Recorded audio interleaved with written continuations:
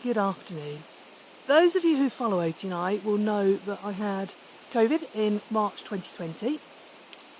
I've had MRI scans through the long COVID study, so ground glass changes on my lungs. I didn't have it particularly badly, but it just never really left. I've struggled a lot with getting fitness back, breathing, my voice. Lost my voice sort of pretty much for a little while. I've had to have speech therapy. But it seems to be getting a lot better. And then I'd have more and more issues.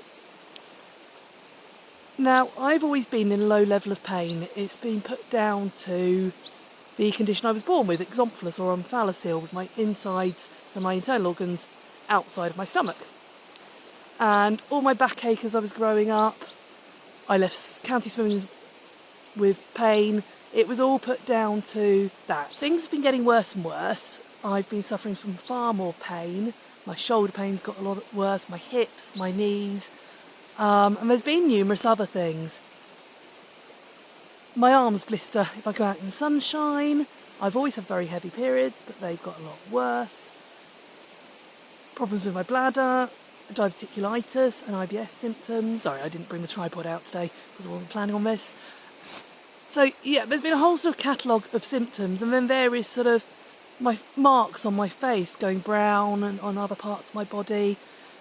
Quite a lot of changes, and we've been trying to get to the bottom of why. My inflammatory markers have also been up consistently for quite a long time now. I'm not talking majorly high, but whereas they should be between 0 and 5, mine have been 6 to 10.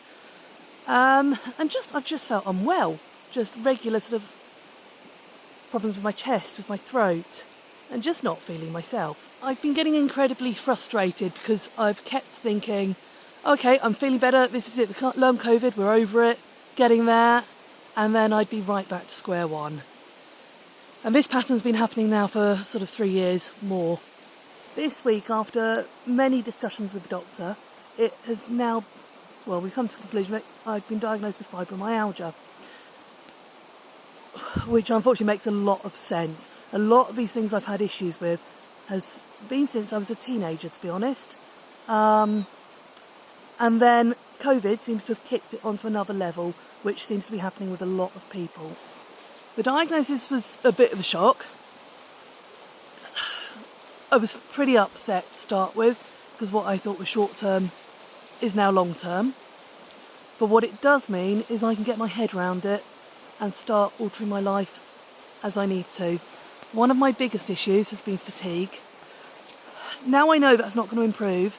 I know that if Oti and I go off adventuring for a few days, I need to give myself a day before we go back to work where we can just chill out. But if I need to sleep most of the day, that's what happens. The diagnosis is almost a bit of a relief in a lot of ways. I didn't really believe it, because fibromyalgia, it's one of those made up things, isn't it? But actually, the more and more I look into it, the more it fits in. Some of the other symptoms that I've sort of had, fly bites. Where I used to get fly bite, a bit painful but not too much of a problem, they now get very swollen, very infected, and become a major issue. Like I said, I now blister if I go out in the sunshine, sort of upper arms and bits of my body that aren't used to the sun. There are other things that sort of, I'll get my head around it over the next few weeks and put a sort of list together, but it appears things are different for everyone. Plantar fasciitis is quite a big one. It's why I left my career, or changed my career. I couldn't walk at the end of the day when I was working with horses. Balance. After a hemiplegic migraine, my balance has been a big issue, but actually it's never been great. So I'm going to spend a bit of time getting my head around this, see what it means for OT and I and what we do, and hopefully you'll keep following us and see what we get up to. It's not going to stop me doing anything. I'm pretty determined of that. And actually the diagnosis hasn't changed anything. I've felt like this for years. But it does mean I've just got to get my head round helping myself. If I need a bit of time off in between doing things, that's what I need to do. If I need to work less hours at work, not do as much overtime, that's what we need.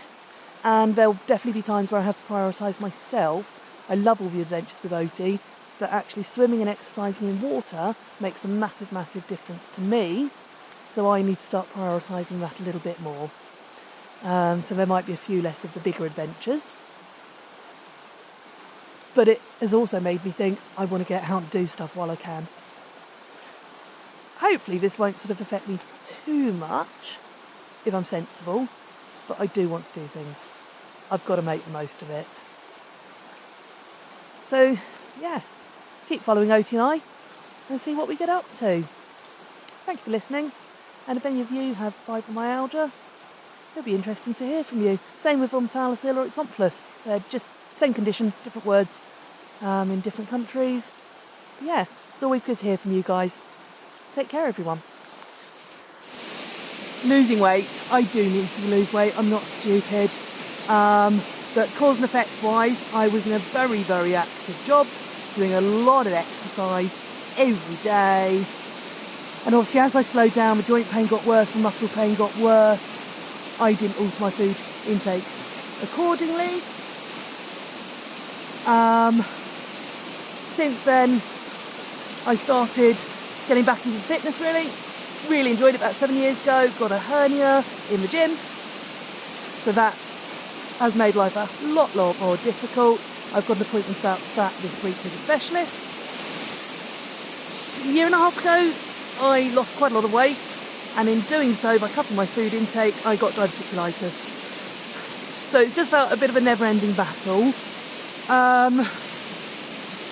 But I'm pretty determined this time. I'm also likely to need hernia surgery, or quite possibly next year.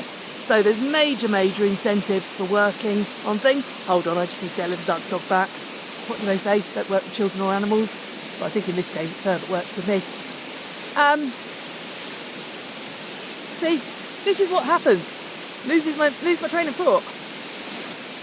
So basically, I hope you're all there to help me.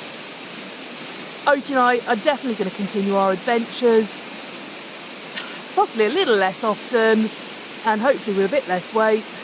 But yeah, see how we get along. Take care, everyone.